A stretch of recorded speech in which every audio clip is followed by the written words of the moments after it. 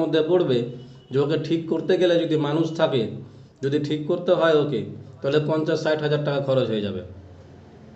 ও আজন্মে ভুলে যাবে যে তার বাহাদুরি কী জিনিস, আর রুগীকে ওই দৃষ্টি নজরই করে দেখবে না, তার কবিরাজি ধ্বংস হয়ে যাবে।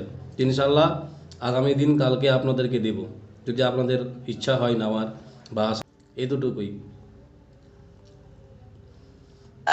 একটু নিজের ফাদার হজরত, এই আমরা যে ছবি দুটাকে এক করব, এক করার পরে এই ছবি দুটা কি করব?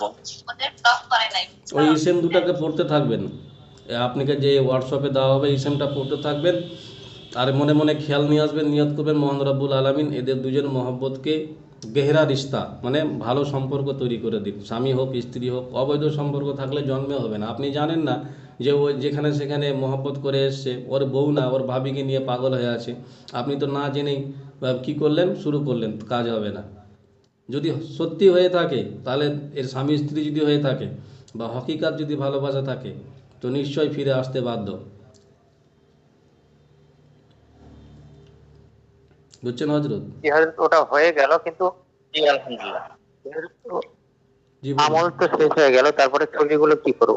ছবিগুলো আপনি তাকে ফেরত দিয়ে দিবেন, পুড়িয়ে ফেলে দিবেন, যা ইচ্ছে তা করেন। ওটা তো আর রান্না করে খাওয়া যাবে না, না? কাজ হয়ে গেলে ফেলে দিতে হবে, বা আপনি পুড়িয়ে ফেলে দেন, বা ঠান্ডা করে দেন, পানিতে ফেলে দেন, বা তার যার ছবি তাকে ফেরত দিয়ে দিবেন। ফ্রিতে কাজ করবেন না, হাতিয়ে নেবেন, আপনার যেরকম লোক সেরকম হাতিয়ে নেবেন।